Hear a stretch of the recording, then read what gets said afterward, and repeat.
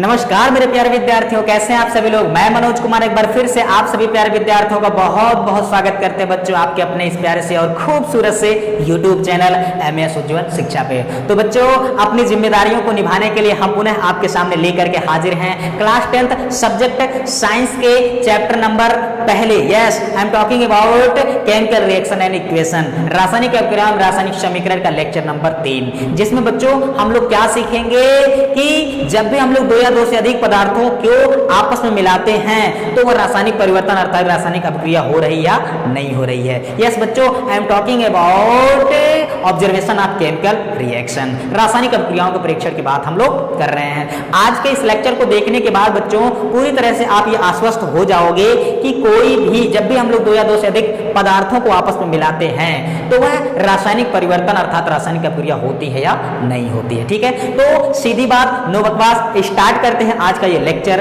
पूरे कॉन्सेप्ट के साथ, because concept is the power of knowledge. तो बच्चों रासायनिक अभिक्रियाओं के परीक्षण में जनरली जो चीजें जो स्टेप्स आपको ध्यान में रखना उस चीज को फर्स्ट ऑफ ऑल मैं आपके सामने लिखता हूं, फिर पूरे दमदार मजेदार और लाजवाब तरीके से उसको डिफाइन करता हूं। सो लिखिए आप लोग मेरे साथ पहले।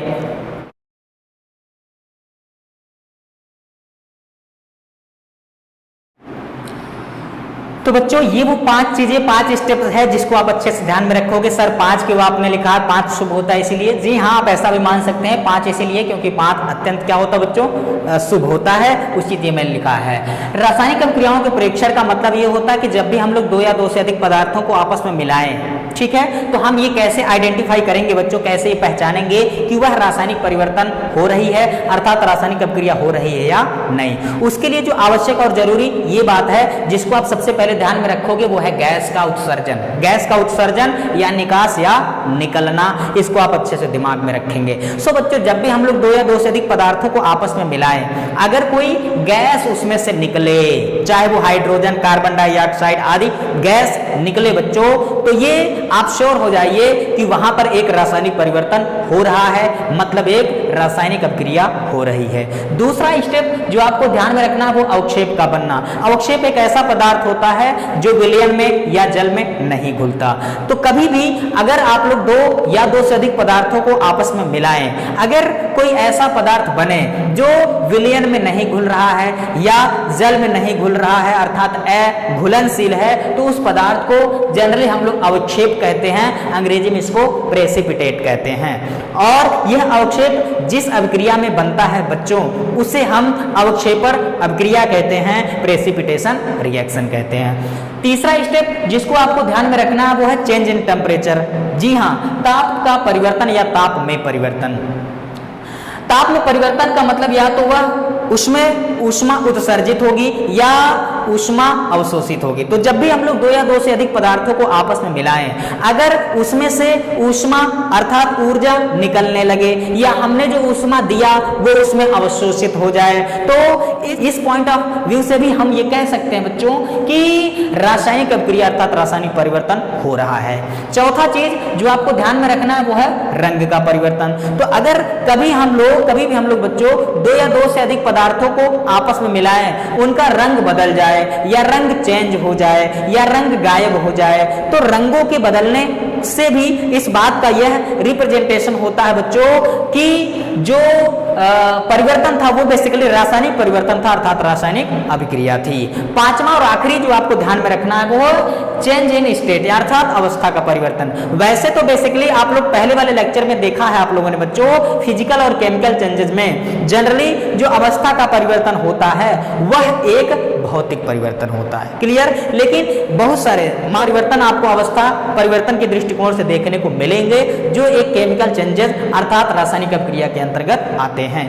अब मैं बच्चों इन सभी को हेडिंग वाइज, बुक्स में तो आपको बस यही इतना दिया रहेगा, लेकिन इनको हम पूरे अच्छे तरीके से क्लैरिफाई करने वाले हैं। इन पर बेस्ड जो छोटे और बड़े प्रश्न बनते हैं उसको भी पूरी तरह से नेस्तनाबूद करने वाले हैं, ठीक है। सो अब हम क्या करेंगे, हेडिंग वाइज हर एक टॉपिक को उदाहरण सहित आपको समझाते हैं। बहुत दिमाग से आप लोग देखिए, बहुत ध्यान से आप लोग देखिएगा, जिसके बाद इस चैप्टर के मैक्सिमम क्वेश्चन बच्चों आप इसी टॉपिक में कवर करने वाले हो, ठीक है। सो पूरी जिम्मेदारी के साथ आप लोग देखिएगा। क्यों जिम्मेदारी के साथ? क्योंकि आप जानते हैं कि जिम्मेदारी किसको मिलती है? खुद मझधार में होकर जो औरों का साहिल होता है, खुद मझधार में होकर जो औरों का साहिल होता है, जिम्मेदारी तो सिर्फ उसी को मिलती है जो उसके काबिल होता है। तो आप उस काबिल हो बच्चों, इसलिए अपनी जिम्मेदारियों को अच्छे से निभाइए और हेडिंग लगाइए गैस का उत्सर्जन या निकलना। गैस का उत्सर्जन या निकलना में जो इंपॉर्टेंट हेडिंग उदाहरण के तरीके से मैं आपको समझाने की कोशिश करता हूं, उसमें देखिएगा क्या क्या चीजें हैं। पहली चीज जो उदाहरण के तौर पे आप लोग ध्यान में रखना है बच्चों कि जो भी कोई सक्रिय धातुएं होती हैं, कहीं भी किसी सक्रिय धातु को अगर आपने किसी अम्ल में डाला तो जैसे ही धातु को अम्ल में डालते हैं तो एक धातु का लवण प्राप्त होता है, एक धातु का लवण प्राप्त होता है और वहां से उत्पन्न होती है कौन? Hydrogen gas. जी हाँ बच्चों, हाइड्रोजन गैस उत्पन्न होती है। ठीक है, अब इसमें उदाहरण और भी आप बता लो। मैं अगर धातु में ले लेता हूं, जैसे जिंक को मैंने ले लिया, ठीक है, मैग्नीशियम को मैंने ले लिया, ठीक है, एल्यूमिनियम को मैंने ले लिया। अगर जिंक धातु को हम किसी अम्ल जैसे हाइड्रोक्लोरिक अम्ल, ठीक है, में डाल दें, या मैग्नीशियम को हम H2SO4 यानी सल्फ्यूरिक अम्ल में डाल दें, या फिर हम लोग एल्यूमिनियम को HCl हाइड्रोक्लोरिक एसिड में डाल दें, तो क्या होगा बच्चों? जैसे ही जिंक धातु को हाइड्रोक्लोरिक एसिड में आप डालोगे, तुरंत यहां से तेजी से उत्सर्जित होगी कौन?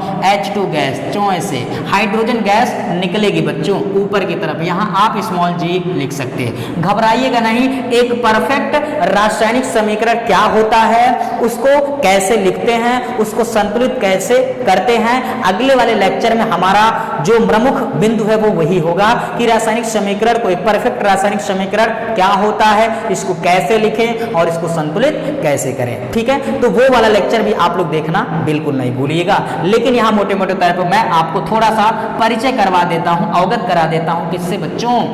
रासायनिक समीकरणों से। तो जब भी हम जिंक धातु को हाइड्रोक्लोरिक अम्ल में डालेंगे, हाइड्रोजन गैस निकलेगा और यहाँ पर एक लवण बनेगा जिसको ZnCl2 कहते हैं। ठीक है, रिएक्शन बच्चों संतुलित नहीं है। ठीक, अब आगे चलते हैं। जैसे मैग्नीशियम धातु को हाइड्रोजन में डालेंगे तो भी हाइड्रोजन गैस बाहर निकलेगा बच्चों, और क्या बनेगा? MgSO4 मैग्नीशियम सल्फेट बनेगा, मैग्नीशियम सल्फेट बनेगा। इसी तरह से एल्यूमिनियम को अगर आप HCl में डाल देते हैं बच्चों तो AlCl3 एल्यूमिनियम क्लोराइड का लवण बनेगा बच्चों, और जो गैस निकलेगी वो क्या है? Hydrogen gas. 100 बात की एक बात कि जब भी किसी सक्रिय धातु को अम्ल में डालोगे आप तो गैस जो वहां पर निकलेगी बच्चों वो कौन सी गैस? Hydrogen gas. इसका मतलब ये है कि गैसों का निकलना, इस बात का प्रूफ है बच्चों कि जो चेंज हो रहा, परिवर्तन हो रहा, वो रासायनिक परिवर्तन है, अर्थात यह रासायनिक अभिक्रिया हो रही है। और ये जो समीकरण आपके सामने लिखे हुए हैं इसको हम रासायनिक समीकरण कहते हैं। रासायनिक समीकरण में जिन पदार्थों को शुरू में मैंने मिलाया है उसको हम अभिकारक कहते हैं, और जो फाइनली बन रहा है बच्चों उसको उत्पाद कहते हैं। ये सारी चीजें क्लियर होंगी। ठीक है, अगले एग्जाम्पल लिख सकते हैं आप लोग कि अगर मान लिया जाए कहीं आप लोगों ने धातु कार्बोनेट जैसे Na2CO3 ये सोडियम कार्बोनेट है, या ZnCO3 जिंक कार्बोनेट, या sodium by carbonate NaHCO3 NaHCO3। ठीक है, इन सबको अगर आप बच्चों अम्ल में डालेंगे, किसमें? अम्ल में डालेंगे तो भी कोई ना कोई गैस निकलेगा। कौन सी गैस निकलेगी उसके लिए आप देखिए। मान लिया जाए मैंने इसको HCl में डाल दिया, इसको मैंने मान लिया जाए H2SO4 सल्फ्यूरिक अम्ल में डाल दिया, इसको मैंने मान लिया जाए HCl में डाल दिया। ठीक है, तो यहाँ पर ध्यान से पुनः आप लोग देखिएगा कि जब भी कोई धातु कार्बोनेट, या इसको धातु हाइड्रोजन कार्बोनेट या धातु बाई कार्बोनेट भी कहते हैं, तो जब भी धातु कार्बोनेट या धातु बाई कार्बोनेट को किसी अम्ल में डाला जाता है बच्चों तो वहां पर भी एक लवण प्राप्त होता है और जल प्राप्त होता है, और इंपॉर्टेंट चीज यहाँ पर जो गैस प्राप्त होती है CO2 गैस प्राप्त होती है। कौन सी गैस बच्चों? CO2 गैस, छिछी कार्बन डाइऑक्साइड गैस प्राप्त होता है। जैसे अन्य सोडियम कार्बोनेट को आप अगर डालेंगे HCl में तो सोडियम क्लोराइड लवण बनेगा और प्लस H एंड यहां से 2 हाइड्रोजन और यहां से निकलेगा H2O, जल निकलेगा। क्लियर? और इसमें अगर आप डालेंगे तो H2O जिंक जैसे जिंक कार्बोनेट को अगर आप लोग H2SO4 में डालेंगे तो क्या होगा, ZnSO4, जिंक सल्फेट मिलेगा बच्चों, लवण, ठीक है, और प्लस जल बनेगा और प्लस क्या बनेगा, कार्बन डाइऑक्साइड बनेगा। इसको अगर सोडियम बाइकार्बोनेट को हाइड्रोक्लोरिक एसिड में डाल देंगे बच्चों तो सोडियम क्लोराइड लवण बनेगा, ठीक है, H एंड H, H2O जल का अणु बनेगा और अगला CO2 गैस निकलेगा। 100 बात की एक बात, सोडियम कार्बोनेट हो, जिंक कार्बोनेट हो या फिर बाइकार्बोनेट हो, इन सभी को धातुओं के साथ जैसे ही मिश्रित किया जाएगा बच्चों, CO2 गैस तेजी से निकलेंगे। इस बात को हमेशा आप लोग अपने दिमाग में रखिएगा। क्लियर? सो इन चीजों को ऐसा नहीं है आप ये पहली बार और आखिरी बार पढ़ रहे हो, पहली बार पढ़ रहे हो ये तो सही है, लेकिन आखिरी बार पढ़ रहे हो ऐसा बिल्कुल भी सही नहीं है, क्योंकि आगे कई बार इसी चैप्टर में आपको पढ़ाएंगे, साथ ही साथ जो अम्ल और क्षार नामक एक चैप्टर है उसमें भी पढ़ाएंगे, धातु और अधातु नामक जो चैप्टर है बच्चों उसमें भी ये एग्जाम्पल्स पढ़ने को मिल सकता है। तो इस चीज को आप अच्छे से दिमाग में रखेंगे, ये बहुत ही इंपॉर्टेंट है, चाहे वो बोर्ड एग्जाम है या कंपटीशन का एग्जाम है। कंपटीशन के एग्जाम में बच्चों सीधे रसगुल्ले की तरह टपक जाता है और क्वेश्चन ये पूछ लिया जाता है कि कोई सक्रिय धातु जब अम्ल से क्रिया करता है तो कौन सी गैस निकालता है, और इसका जवाब है हाइड्रोजन गैस। क्या? Hydrogen gas. अगला क्वेश्चन कोई पूछ लेता है कि कोई कार्बोनेट या धातु कार्बोनेट हाइड्रोक्लोरिक एसिड से जब क्रिया करता है या किसी अम्ल से क्रिया करता है तो कौन सी गैस निकालता है बच्चों, तो इसका जवाब है CO2 गैस। जी, CO2 यानी कार्बन डाइऑक्साइड गैस निकालता है बच्चों। इस चीज को हमेशा अपने दिमाग में रखेंगे। क्लियर होता है? बहुत मजा आने वाला है। ठीक, अगली बात जो इसके संबंध में मैं आपको बताना चाह रहा हूं वो ये है बच्चों कि हाइड्रोजन गैस जो निकल रही है, ठीक है, इसको आप कैसे पहचानेंगे कि वो जो गैस निकली है, गैस तो निकली है तो श्योर हुआ, गैस का निकलना इस बात का प्रदर्शन है कि रासायनिक अभिक्रिया अर्थात रासायनिक परिवर्तन हुआ। लेकिन हम ये कैसे जानेंगे कि जो गैस निकला है वो हाइड्रोजन है या कार्बन डाइऑक्साइड है? ठीक है, तो उसके पहचान के लिए क्या करते हैं बच्चों, आगे मैं आपको पढ़ाऊंगा। साथ ही साथ अगर कोशिश ये भी है कि आप लोग को इसी चैनल पर आपके सामने प्रैक्टिकली चीजें भी दिखाई जाएंगी। क्लियर? तो उसके लिए हाइड्रोजन गैस का अगर आप परीक्षण करना चाहते हैं तो हाइड्रोजन गैस जहां उत्सर्जित हो रही है, अगर हम लोग वहां पर जलती हुई माचिस की तिल्ली लेकर जाओगे तो पॉप ध्वनि यानी फट फट की ध्वनि के साथ हाइड्रोजन गैस जलता है बच्चों। इस बात को ध्यान में रखेंगे। साथ ही साथ अगर कार्बन डाइऑक्साइड गैस का परीक्षण आपको करना है, इसका परीक्षण तो 100% मैं आपको यहां पर दिखाऊंगा। कार्बन डाइऑक्साइड गैस का परीक्षण करना है बच्चों तो आपके पास दो तरीके होते हैं। पहला तरीका कि अगर कार्बन डाइऑक्साइड गैस जहां उत्सर्जित हो रही है, अगर उसके पास हम लोग जलती हुई माचिस की तिल्ली को लेकर के जाएंगे तो जलती हुई माचिस की तिल्ली जो है वो बुझ जाएगी। क्या होगी?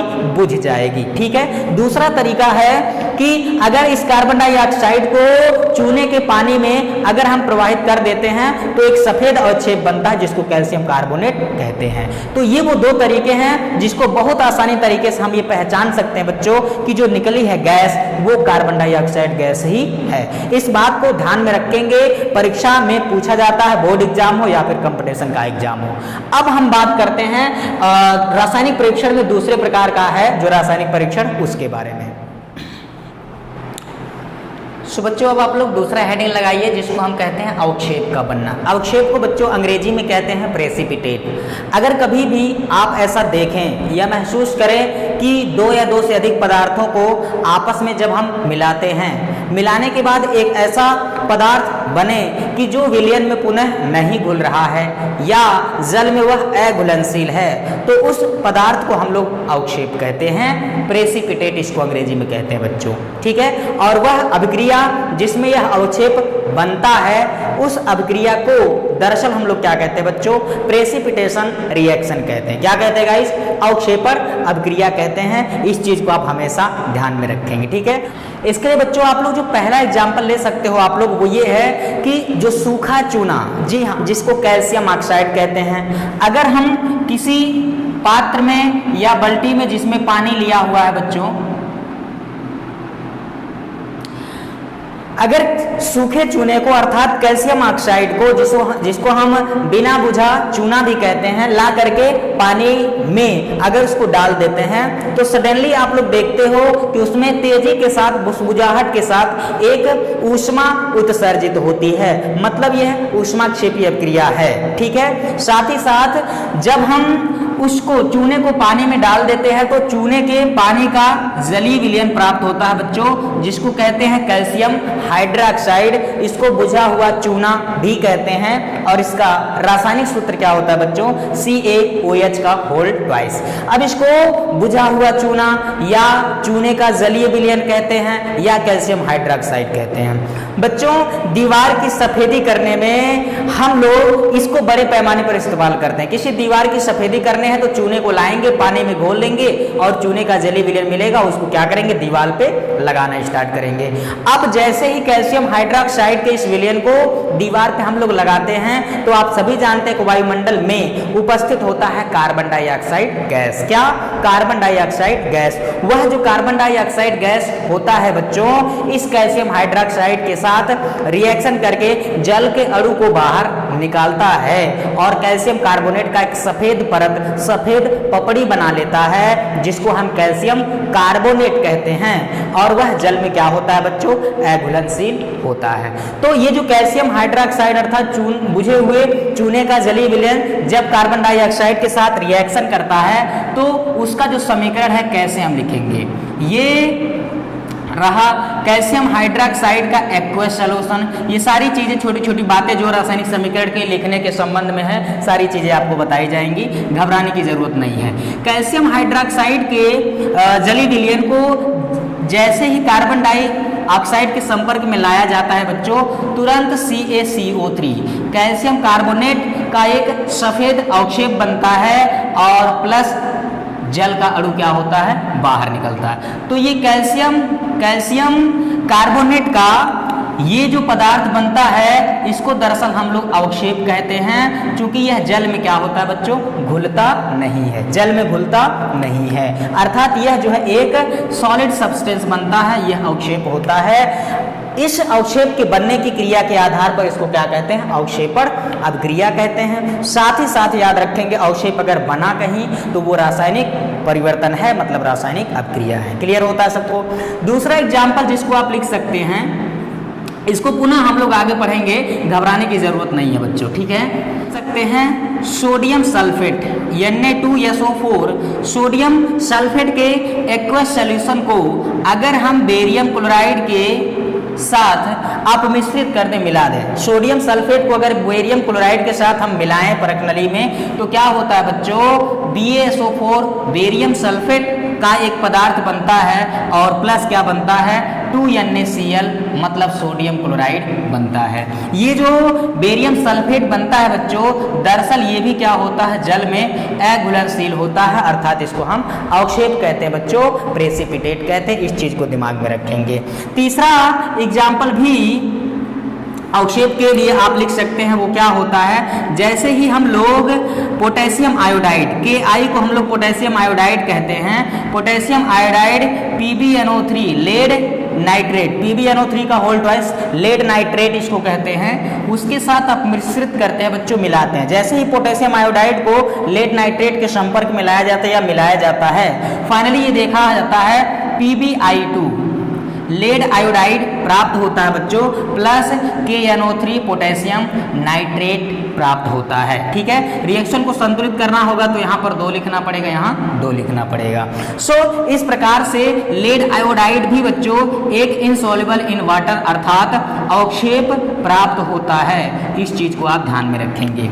सो फाइनली आप लोगों ने ये देखा कि इन पदार्थों को मिलाने से एक ऐसा पदार्थ बन रहा है जो जल में नहीं घुलता, मतलब अवक्षेप है। इसी तरह से इसमें भी बेरियम सल्फेट का अवक्षेप बन रहा है, लेड आयोडाइड का भी अवक्षेप बनता है। तो ये अवक्षेप का बनना इस बात का प्रदर्शन करते हैं बच्चों कि ये सभी जो अभिक्रियाएं हैं ये दरअसल रासायनिक अभिक्रियाएं हैं, ठीक है, अर्थात रासायनिक परिवर्तन है। साथ ही साथ चूंकि इसमें अवक्षेप बन रहा है इसलिए इसे हम अवक्षेपण अभिक्रिया भी कहते हैं। आगे आएगी बारी जब हम आपको हेडिंग वाइज पढ़ाएंगे बच्चों कि अवक्षेपण अभिक्रिया दरअसल हम कहते किसे हैं। तो इस तीनों रिएक्शन को ध्यान में रखेंगे। बोर्ड एग्जाम में बच्चों ये सीधे रसगुल्ले की तरह टपक जाता है। इसलिए इसका डेफिनेशन एज वेल एज इसका जो केमिकल रिएक्शन है अच्छे से दिमाग में आप लोग रखिएगा, ठीक है। अब हम अगले टॉपिक पे आते हैं।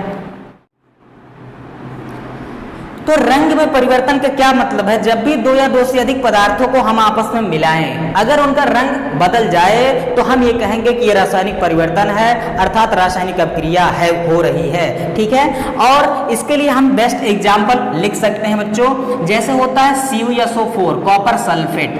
कॉपर CuSO4 को कॉपर सल्फेट कहते हैं और इसका जो रंग होता है बच्चों वो बेसिकली होता है नीला। क्या?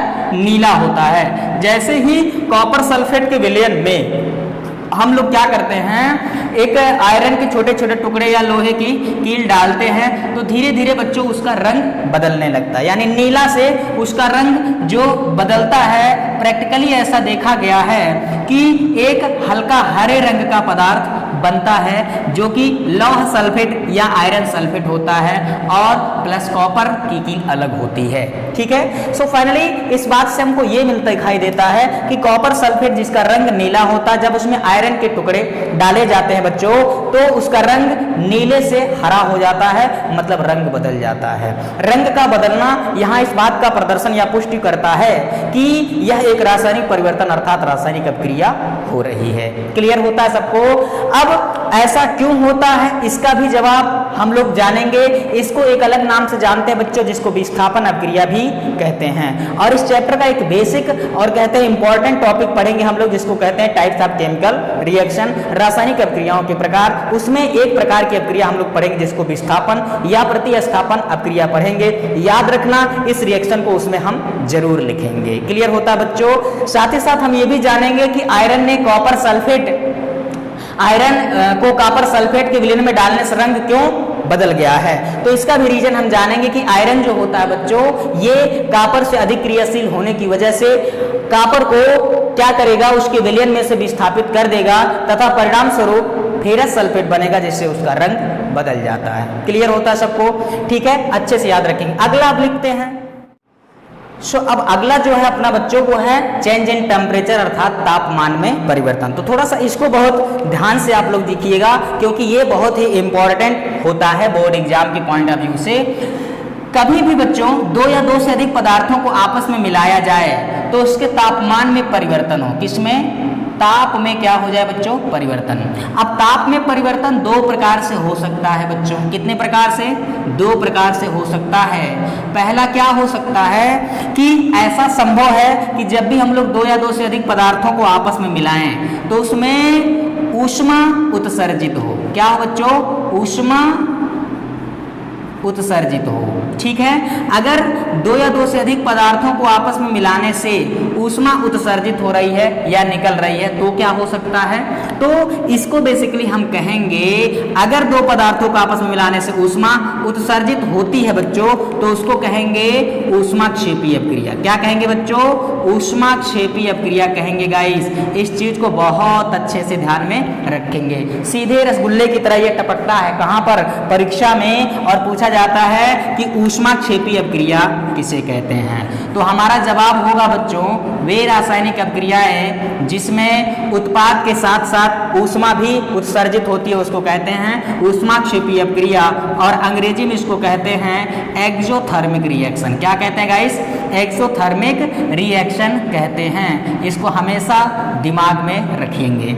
दूसरी बात, अगर दो पदार्थों को आपस में मिलाने से ऊष्मा अवशोषित हो गई, या हम कहें कि किसी पदार्थ को अगर जो मैंने ऊष्मा दिया वह ऊष्मा उसमें अवशोषित हो गई, या घटकों में टूटने से वो उसमें अवशोषित हो गई, तो ऊष्मा अगर अवशोषित होती है तो क्या होगा?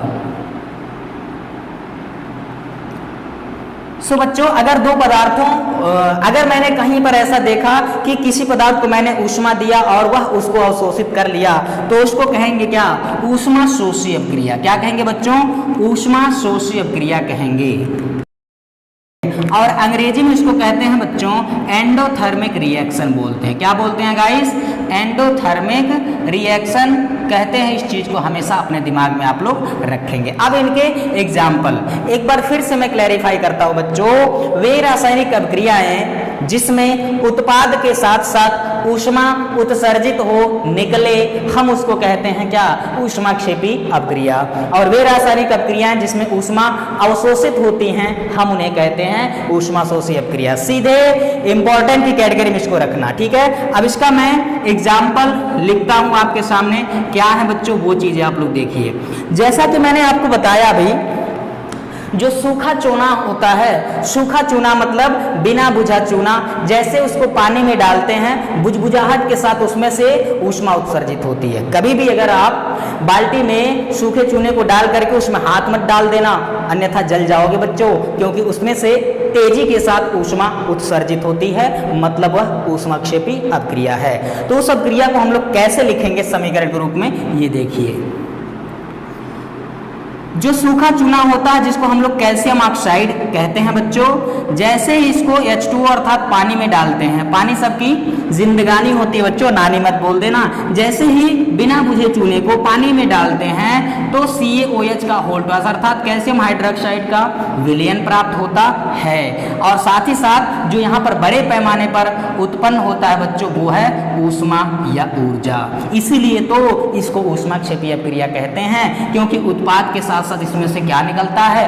ऊष्मा भी उत्सर्जित होता है, ठीक है।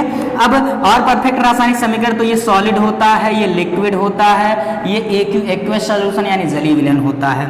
अगला जो इंपॉर्टेंट रिएक्शन लिख सकते हैं एक्सोथर्मिक रिएक्शन में, वो होता है कि कोई भी खरपतवार हम जलाते हैं, जैसे मैंने आपको बताया था, कोई भी खरपतवार, ईंधन हुआ, LPG गैस हुए, प्राकृतिक गैस है, जिसको हम जलाते हैं तो बड़े पैमाने पर वहाँ क्या उत्पन्न होता है? ऊष्मा उत्पन्न होती है। तो वे भी क्या है? ऊष्माक्षेपी अभिक्रिया। उस चीज को भी आप यहाँ पर लिख सकते हो। तो जैसे मान लिया जाए मैंने किसी कार्बन को वायु की उपस्थिति में जलाया, तो कार्बन के दहन से कार्बन डाइऑक्साइड गैस बनता है बच्चों, और यहाँ पर उत्पन्न होती है ऊष्मा। अगला जो रिएक्शन आप लोग लिख सकते हैं, जहाँ से पेट्रोलियम प्राप्त होते हैं, पेट्रोलियम यानी कच्चे तेल पदार्थ जहाँ से प्राप्त किए जाते हैं, ठीक है, उसको पेट्रोलियम कहते हैं, या पेट्रोलियम का कुआं जहाँ पर होता है। तो जब उनका खोज किया जाता है तो एक विशेष गैस का एक आवरण, एक परत पाया जाता है। वह जो गैसों का परत पाया जाता है उसको हम लोग प्राकृतिक गैस कहते हैं। क्या कहते हैं बच्चों? नेचुरल गैस, प्राकृतिक गैस कहते हैं। और मजेदार बात वहां पर यह है कि जो प्राकृतिक गैस होता है उसमें सबसे अधिक मात्रा में जो गैस होती है वो कौन सी गैस होती है बच्चों? इसका जवाब है मेथेन गैस। क्या? मेथेन गैस, जिसको हम मार्स गैस या फायर डैम्प भी कहते हैं। यहाँ पर एक मजेदार क्वेश्चन यूपी टेट में, Uttar Pradesh teacher eligibility test अर्थात शिक्षक पात्रता परीक्षा में पूछ लिया गया था बच्चों कि मेथेन को और किस गैस के नाम से जानते हैं, और इसका सही जवाब क्या है? Marsh gas. क्या बच्चों? मार्स गैस, जिसका सूत्र होता है CH4। प्राकृतिक गैस में सर्वाधिक मेथेन पाया जाता है, लगभग कितना प्रतिशत बच्चों? तो इसका जवाब है लगभग 80%। कितना? 80% पाया जाता है। इस केमिस्ट्री का जो चौथा चैप्टर बच्चों, उसमें हम बहुत अच्छे से कार्बन और कार्बन से बनने वाले यौगिकों का बहुत अच्छे से हम लोग अध्ययन करने वाले हैं। ये जो प्राकृतिक गैस है, जब इसको वायु की उपस्थिति में दहन किया जाता है, जलाया जाता है बच्चों, तो कार्बन डाइऑक्साइड और जल वाष्प के कण के साथ साथ बड़े पैमाने पर प्राप्त होता है हमको क्या? ऊष्मा, ठीक है। तो ये भी क्या है कि ऊष्माक्षेपी अभिक्रिया है। अगला और इंपॉर्टेंट जो चीज होता है श्वसन की क्रिया। श्वसन की क्रिया ऊष्माक्षेपी होती है। हम ऐसे बहुत आराम से इसको महसूस कर सकते हैं कि जब हम नाक से या मुख से अपने अंदर ली गई सांसों को पुनः छोड़ते हैं तो वह सांस सामान्य की अपेक्षा थोड़ा सा गर्म होता है। महसूस जरूर आप लोगों ने किया हो। क्या होता है बच्चों? गर्म होता है। क्या आपको ये मालूम है कि वह जो ताप है या सांस छोड़े गए सांस के साथ कार्बन डाइऑक्साइड के साथ वो ताप या ऊष्मा कहाँ से उत्सर्जित होता है? तो इसका जवाब आप लोग सुनिए कि हम सभी जो भोज्य पदार्थ खाते हैं, चाहे वो चावल और रोटी जैसे है, ब्रेड वगैरह है, या फिर कोई फल फ्रूट्स हैं, उसमें बड़े पैमानों पर होता है क्या? कार्बोहाइड्रेट। क्या बच्चों? कार्बोहाइड्रेट होता है। वह जो कार्बोहाइड्रेट है, जब हम ऑक्सीजन को लेते हैं या सांस को लेते हैं तो उस कार्बोहाइड्रेट का ऑक्सीजन की उपस्थिति में क्या होता है, दहन होता है। और जब वह कार्बोहाइड्रेट ऑक्सीजन की उपस्थिति में दहन होता है बच्चों, तो वहां से निकलती है हमको ऊष्मा, अर्थात कह सकते हैं ऊर्जा। वह ऊर्जा शरीर के विभिन्न कोशिकाओं द्वारा रक्त तक पहुंचने के साथ साथ कुछ अवशेष जो होते हैं, ली गई सांस को जब पुनः हम छोड़ते हैं बाहर, तो कार्बन डाइऑक्साइड के साथ वही ऊष्मा उत्सर्जित होता है, निकलता है। अतः 100 बात की एक बात कि जो श्वसन की क्रिया होती है बच्चों, ये ऊष्माक्षेपी अभिक्रिया होती है। और उसका रिएक्शन अगर कभी लिखने को आए तो कैसे लिखेंगे, उस चीज को यहां पर आप लोग देखिए।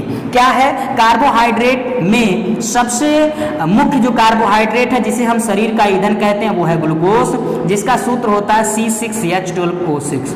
और जब इस कार्बोहाइड्रेट अर्थात ग्लूकोज का वायु की उपस्थिति में बच्चों दहन होता है, तो क्या बनता है, बनता है बच्चों कार्बन डाइऑक्साइड गैस, ठीक है, जल, और यहां पर प्राप्त होता है क्या, ऊर्जा लिख सकते हो या फिर आप ऊष्मा लिख सकते हो। क्लियर होता है बच्चों। रिएक्शन को संतुलित करेंगे, यहाँ 6 लिखना पड़ेगा, यहाँ 6 और यहाँ भी 6 लिखना पड़ेगा। क्लियर होता है सबको। तो ये 4 इंपॉर्टेंट रिएक्शन आप ऊष्माक्षेपी अपक्रिया के संबंध में याद रखेंगे, ठीक है। अब हम बात करते हैं ऊष्माशोषी अपक्रिया और उसके बेस्ट एग्जांपल्स आपके सामने लिखते हैं। उसके लिए मैं यहाँ पर मिटाऊंगा, तब तक आप लोग स्क्रीनशॉट ले लीजिए। अब मैं आता हूँ ऊष्माशोषी अपक्रिया क्या है उस पर।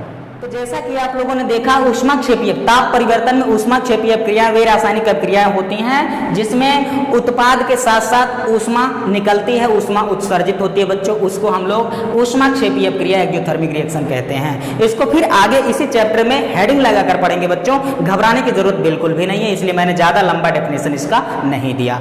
अब हम बात करते हैं ऊष्माशोषी अपक्रिया, इसको भी हेडिंग वाइज पढ़ेंगे, so don't worry about that, परेशान होने की जरूरत नहीं है। इसके जो एग्जाम्पल्स लिख सकते हैं, क्या, अगर हम किसी पदार्थ को ऊष्मा दें और वह अवशोषित हो जाए तो हम कहेंगे यह जो अपक्रिया है ये ऊष्माशोषी अपक्रिया है। जैसे क्या होता है, पहला एग्जांपल जिसको आप लिख सकते हैं CaCO3, calcium carbonate. Calcium carbonate को जैसे ही हम लोग क्या करते हैं बच्चों, गर्म, कैल्शियम कार्बोनेट को जैसे हम लोग गर्म करते हैं, जो कि एक सॉलिड पदार्थ होता है बच्चों, ये तुरंत कैल्शियम का ऑक्साइड और कार्बन डाइऑक्साइड गैस में क्या होता है बच्चों, बदल जाता है। तो कैल्शियम कार्बोनेट को जैसे ही हम ऊष्मा देते हैं, यह ऊष्मा अवशोषित करके 2 भागों में टूट जाता है। क्लियर होता है। और भी एग्जाम्पल्स आप लोग लिख सकते हैं।